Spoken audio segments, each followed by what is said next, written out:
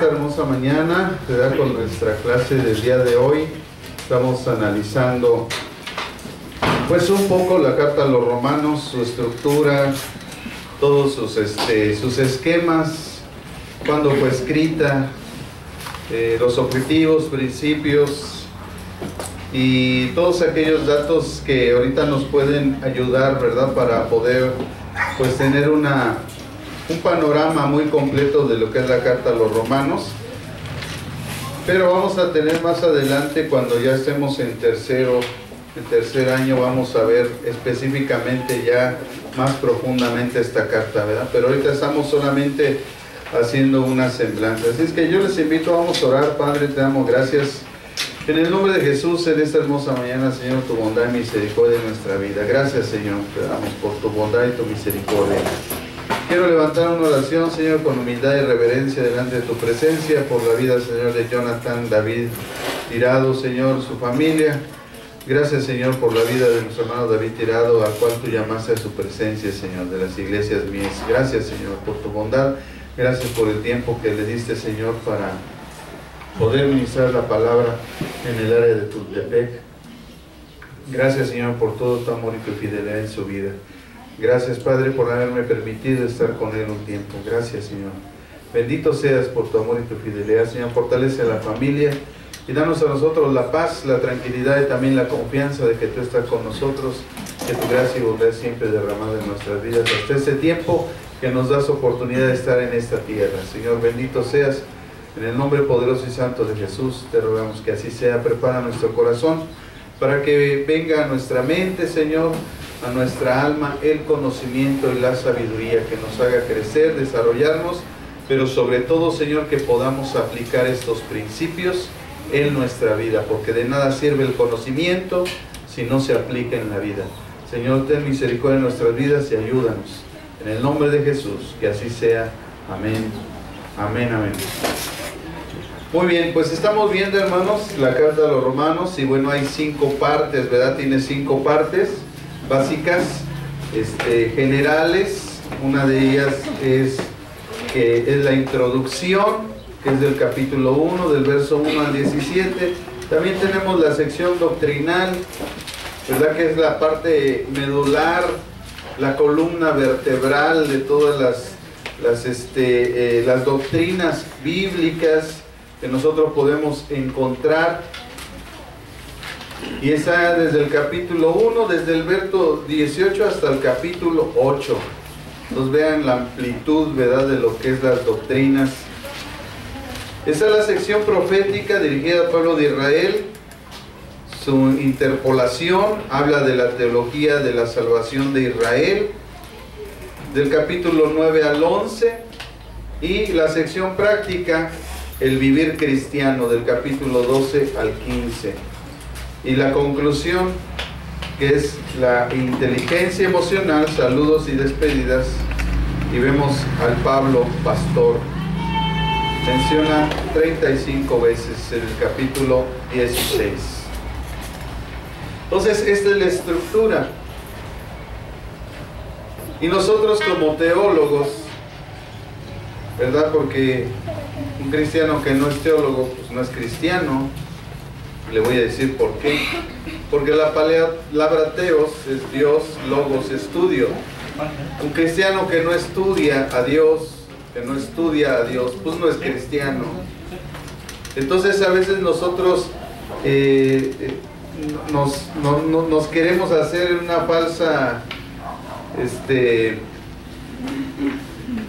una falsa piedad y decimos, no, yo no soy teólogo. Pues no eres cristiano. Así le pregunté apenas a una señora y le dije, oiga, ¿sabe lo que es teología? Porque me estaba cuestionando una persona religiosa. Y me dijo, sí, la teología es de los astros y de los planetas. Hermanos, tiene 20 años en Cristo. Imagínense. No, ya no supe si llorar, reír o no sé, hermanos. Entonces, estamos en un mundo, hermanos, religioso, ignorante, y la única forma de derribar esos pensamientos de ignorancia, pues es aprendiendo. Pero la gente solo se conforma con lo que sabe. Miren, hermanos, lo que estamos haciendo ahorita a través de los exámenes que estamos llevando es solamente una práctica de lo que realmente cuando uno avanza a los siguientes niveles, lo que es realmente un examen. Entonces ya nos piden desarrollarnos, ya nos piden pensar. Lo que mucha gente a veces no hace es pensar y se conforma con copiar. Y hermanos, sí, al principio copiamos porque queremos que los fundamentos se queden plasmados en nuestra mente. Y por eso le ponemos el examen, ¿verdad? Del manual, contesta tal cual. Porque queremos que esos fundamentos se queden en su mente, en su corazón. Pero después, cuando empiezan los verdaderos exámenes, cuando viene ya la comprensión, cuando tienes que desarrollar una temática como teólogo, analizar, pensar, desarrollar, ahí es cuando, vamos, hermanos, nos encontramos a veces, ¿verdad?, en un problema porque le jugamos al vivo, porque pensamos que no tenemos que leer el manual, que nada más el día del examen lo hago, y no, hermanos, hay que leer los manuales, para eso se dan. Y nosotros podemos engañarnos a nosotros mismos, pero a Dios no lo vas a engañar. Y Dios va a darse cuenta que tú ni has estudiado, ni has estado al pendiente de las lecciones. Y entonces lo único que quieres es un papel, un título que no te sirve absolutamente para nada cuando tú ya estás ejerciendo, cuando te dan la obligación de enseñar, cuando tienes que dictar una sana doctrina y enseñanza, romper con todos los estándares religiosos que hay en este tiempo. Y entonces ahí nos encontramos como estamos viendo ahí, unas barbaridades teológicas de gente que sale en la tele, que tiene grandes iglesias, que tienen construcciones tremendas y grandes ministerios, pero hablan una zarza de tonterías que dice uno, de verdad es una bola de herejes. Así esta señora que me estaba cuestionando religiosamente, cuando dijo unas cosas de la palabra de Dios, yo no le había dicho hasta que él empezó a mencionar la palabra de Dios y empezó a decir sus pensamientos personales, le dije, usted es un hereje. Usted es un hereje y eso que usted está haciendo son herejías. Porque nosotros, hermanos, conforme vamos avanzando en el conocimiento de la palabra, tenemos que ser defensores de la verdad. Cueste lo que cueste, aunque se enojen, aunque nos digan, tú no tienes amor, me vale que eso, ¿sabes qué? Tú eres un hereje, estás diciendo herejías y tienes que dejar esos pensamientos. Y por eso, hermanos, por la falta de estudio, de verdad uno se quema las pestañas leyendo y analizando y el porqué de los porqués, para que podamos nosotros desarrollar una teología correcta, seguir las orientaciones teológicas correctas, porque hay orientaciones teológicas incorrectas. Y ahí es donde entra el Espíritu Santo y nos guía a la verdad, por esa necesidad, por esa búsqueda de nosotros de la verdad. Porque si pensamos que la verdad nos va a caer del cielo en la cabeza y se nos va a vertir en un frasco, estamos equivocados, hermanos. Entonces, lo que decíamos es que el pastor Oscar en la mañana está poniendo los fundamentos. Y si no estamos tomando los fundamentos, hermanos, ¿qué quiere decir eso? Te vas a quebrar, que no vas a tener el sustento, y es tedioso porque pues es que se está hablando de cuántos libros tiene, porque los tiene, pero esos son los fundamentos, y si no hay fundamentos, ¿cómo vamos a avanzar a lo que sigue? ¿Cómo vamos nosotros a aspirar? Y mucho más cuando tenemos una responsabilidad, cuando tenemos un supuesto título, líder, pastor, profeta, apóstol, bueno, los que se andan ahí autodenominando. ¿Cómo nosotros vamos a tener una teología correcta? ¿Cómo nosotros vamos a discernir entre lo que es correcto e incorrecto, las enseñanzas falsas? Y es algo impresionante. El lunes estuve dándoles la clase a los de cuarto año. Pregúntenles, hermanos, se les quema el cerebro. Y estamos hablando de doctrina. Pero cuando vemos la influencia doctrinal que ha venido desde la patrística hasta nuestros días, y vemos la influencia, y por eso hay tantas denominaciones, hay tantas corrientes teológicas, sistemas de pensamiento que de verdad, hermanos, el lunes los hermanos de cuarto año estaban hundidos del cráneo, porque llega un momento en que ya no alcanzas a comprender. Pero eso es bonito, hermanos, porque un teólogo que tiene la capacidad de enfrentarse con los grandes misterios de Dios y decir, ya no sé, entonces es un teólogo que se puede considerar. Porque aquel que dice, solo sé todo, pues no, imposible. Pero aquel que considera en un momento en las enseñanzas de Dios, ya no supe, entonces es un teólogo que vale la pena considerarlo, no descartarlo. Y nosotros, hermanos, debemos desarrollar ese pensamiento. ¿Saben por qué estamos aquí? No estamos aquí, hermanos, solamente para obtener un título y el día de mañana el pastor nos dé un cargo, Dios nos considere. No, hermanos, estamos aquí para que todo ese conocimiento nos ayude en nuestra vida propia, lo podamos aplicar, el conocimiento.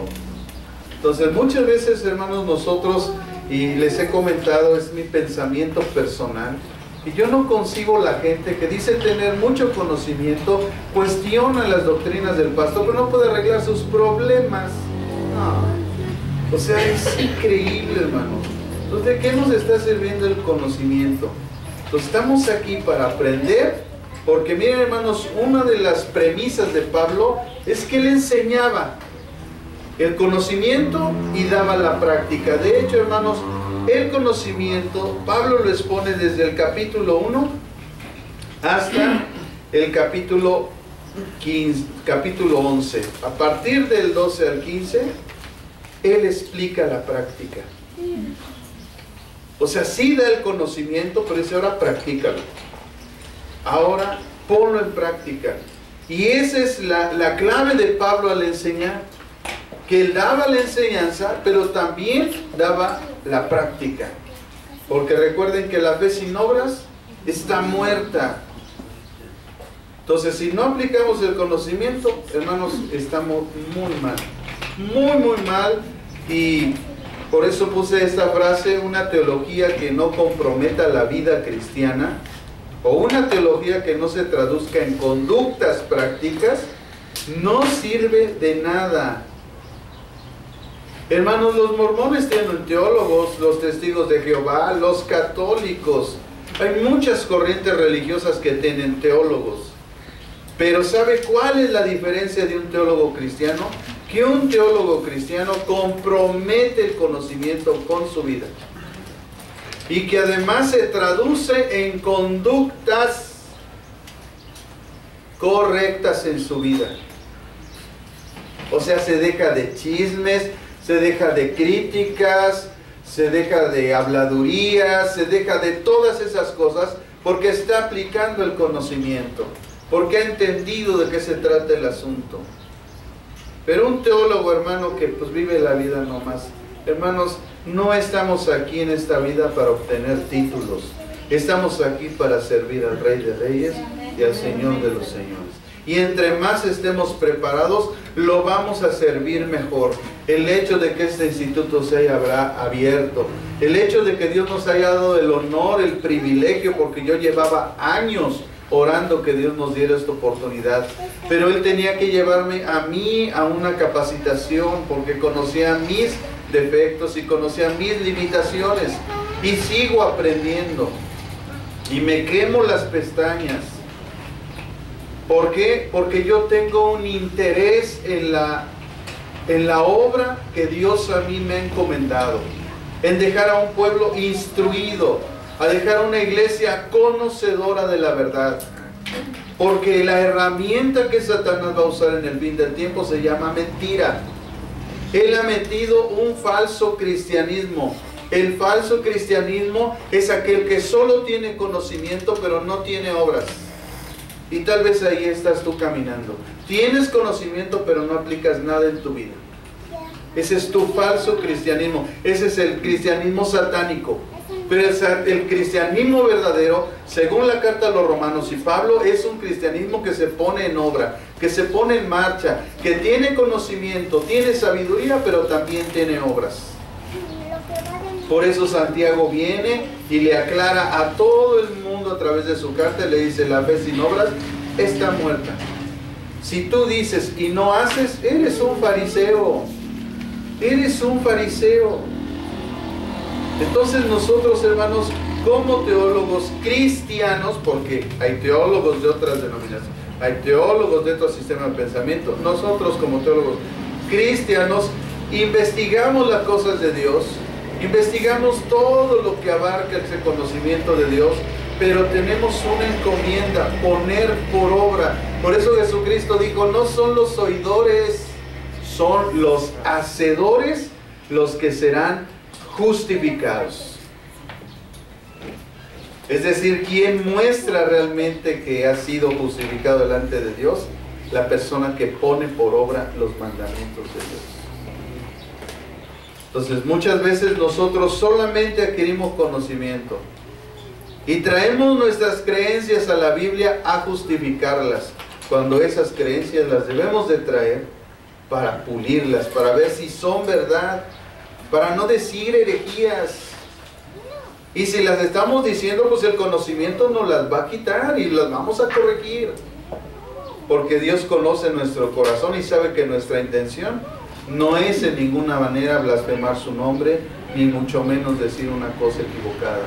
Y aún así, que estemos estudiando y estemos avanzando y nos faltara algo, Dios lo va a mostrar en su momento, porque sabe que estamos buscando la sana enseñanza y la sana doctrina. Así es que, hermanos, una de las primicias de esta iglesia es que la gente esté bien instruida. Bien instruida, porque de otra forma no podemos nosotros avanzar. Entonces, una teología que no compromete la vida cristiana, o una teología que no se traduzca en conductas prácticas, no sirve absolutamente de nada. Así encontramos a muchos hermanos desviados, porque no ponen el fundamento. Imagínate que yo construyo una casa y no le pongo fundamentos y le pego los ladrillos y después le pongo un techo. Hermanos, al primer ventarrón esa casa se va a caer. Entonces, el seguimiento del curso es un proceso de colocar fundamentos. Entonces, yo no puedo colocar las ventanas si no he puesto la pared, y la pared no la puedo poner si no he puesto el fundamento. Entonces, mucha gente ya está, vamos a traducirlo en el ambiente teológico, está tocando temas de la teología, o sea, está poniendo ventanas sin haber puesto los fundamentos. Y por eso se cuatrapean, por eso se caen. ¿Y sabe por qué? Porque esto lleva un tiempo. Cuando yo llegué al instituto con el doctor Alducin, me dijo el director del instituto, su hermano, en ese tiempo después pusieron a Ramón Vázquez, me dijo: pastor, yo le recomiendo que empiece, de verdad, no se va a arrepentir. Y yo dije: son 4 años. O sea, yo llegué para estudiar la maestría, pero me dijeron: empiece de nuevo. O sea, 4 años. Hermanos, este año cumplo ya 6 años en el instituto, 6 años. Y créanme que he visto cómo se han puesto en mi vida fundamentos, y me han llevado en una construcción de tal manera que esa construcción es bien firme. Y con los temas que estamos tocando hoy en día en la maestría, de verdad, es algo que está por encima de la razón. Por eso mucha gente piensa que uno está loco, porque como son bien ignorantes, como no han llevado un proceso de enseñanza, quieren saber el fin del mundo cuando no entienden las bases doctrinales de la salvación. No, pregúntale por qué salvos si no saben ni por qué son salvos. Pregúntale la doctrina de la justificación. A ver, dime qué es la doctrina de la justificación. Enséñame la doctrina de la predestinación. Dime la doctrina de la elección. ¿A qué se refiere la Biblia cuando habla de la doctrina de la expiación? ¿Cuáles son las controversias en estas doctrinas? ¿Quiénes son los principales que han venido a enfrentar estas doctrinas? ¿Qué sistemas de pensamiento han venido en contra de esas doctrinas? No saben. Pero si cuestionan todo, a su forma de ver, a su cabeza de calabaza, nunca se ponen a estudiar. O sea, piensan que nada más con leer la Biblia es suficiente. Aún la Biblia, hermanos, aunque es el libro sagrado, aunque se tiene que enseñar, hay cosas que no entendemos. Hay cosas que están metidas aquí que no deberían de estar. Hay consideraciones en las palabras de la Biblia teológica que tenemos que aprender. Y la única forma es que tú y yo un día nos pongamos la pila y entendamos primero nuestra responsabilidad. ¿Cómo vamos a compartir bien el Evangelio si no tenemos conocimiento? Si hablamos barbaridades, si decimos herejías. Qué triste, hermano, ver una vida así. Ese es un cristianismo chafa. Ese no es el cristianismo que el Señor Jesucristo nos enseñó. Él nos dijo, escudriñen las Escrituras. Escudriñen. Caben hondo. Hondo. Pero mucha gente nada más agarra la cosa superficial. Entonces, vamos a empezar a analizar la teología paulina en Romanos. ¿Qué es la teología paulina en Romanos? O sea, ¿qué es lo que Pablo pensaba acerca de Dios, acerca de esa revelación que un día recibió cuando él iba a Damasco? Y se dice que tiene 3 partes.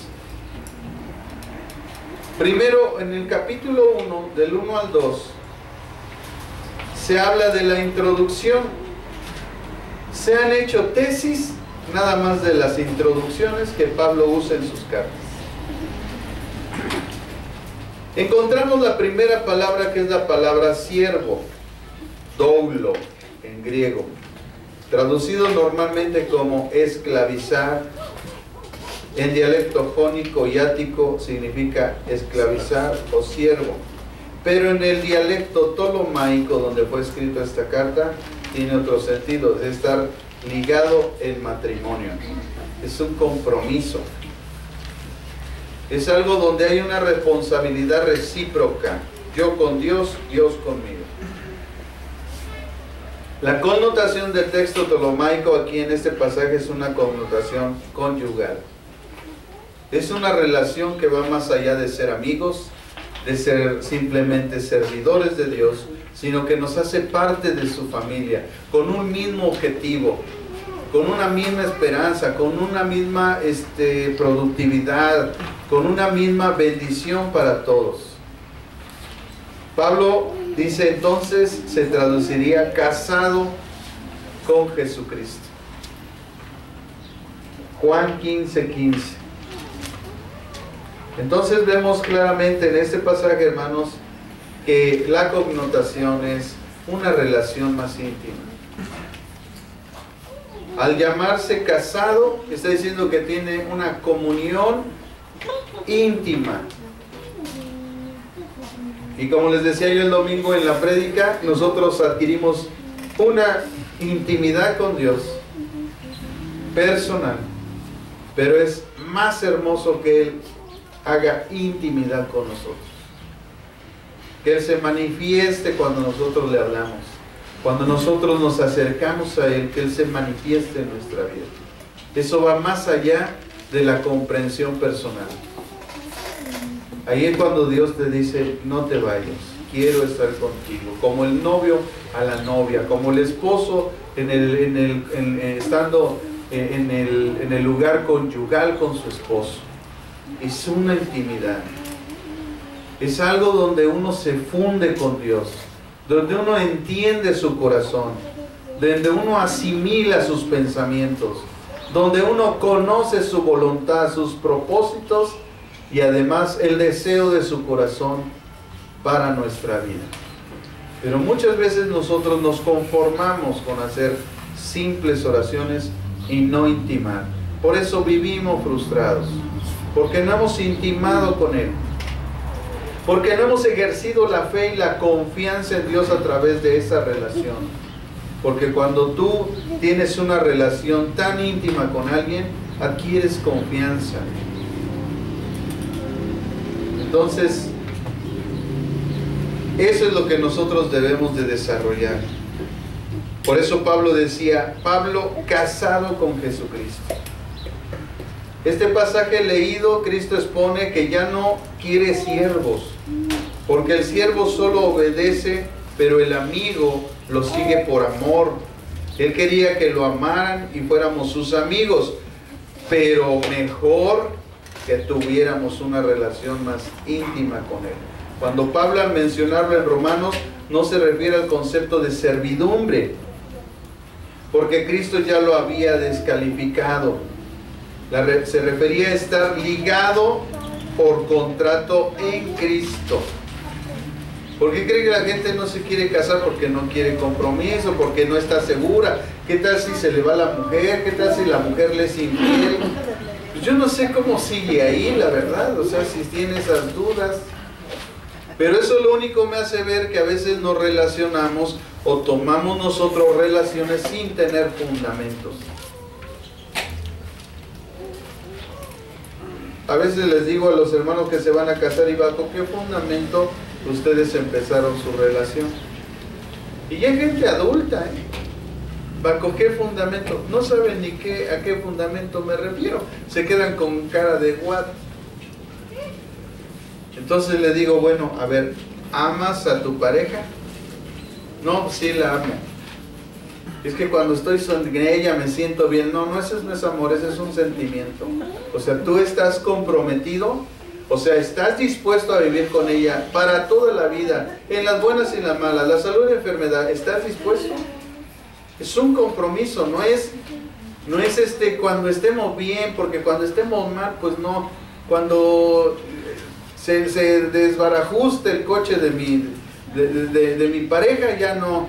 O sea, no, hermanos, nosotros es vivir toda la vida, es el compromiso. Por eso se hace un contrato. Entonces la connotación que Pablo dice es de contrato, es de compromiso. Por eso decía el domingo que un verdadero cristiano nunca se aparta de Dios. Porque la perseverancia es una doctrina bíblica, la perseverancia de los santos. ¿Cómo sabemos que alguien es cristiano? Porque persevera. Así dice claramente, hermanos, el apóstol Juan en una de sus cartas, en la segunda carta del apóstol Juan, en el verso 9, dice: cualquiera que se extravía y no persevera en la doctrina de Cristo, no tiene a Dios. ¡Qué tremenda declaración! Si tú la analizas, de verdad, aquí, hermano, a muchos nos deben de temblar las piernas.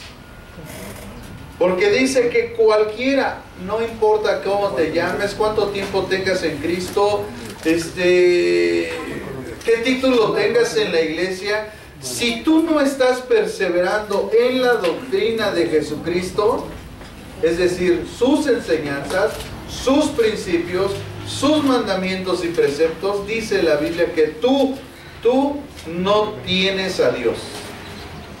Wow.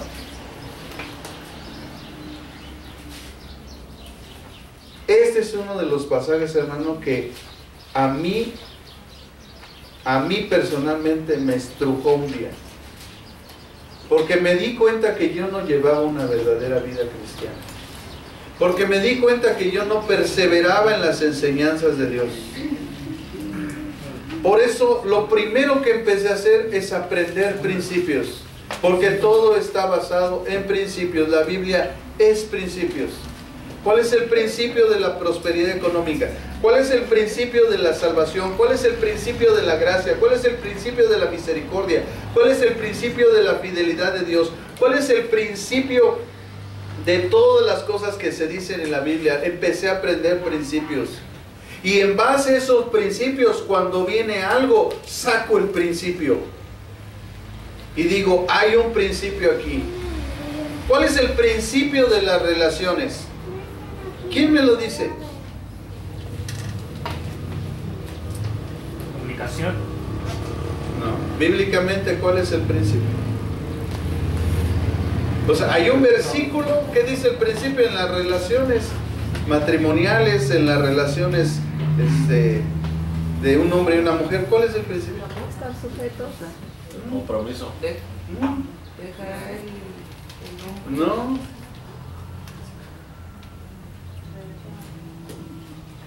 No os unáis en yugo desigual con los incrédulos. Es el principio.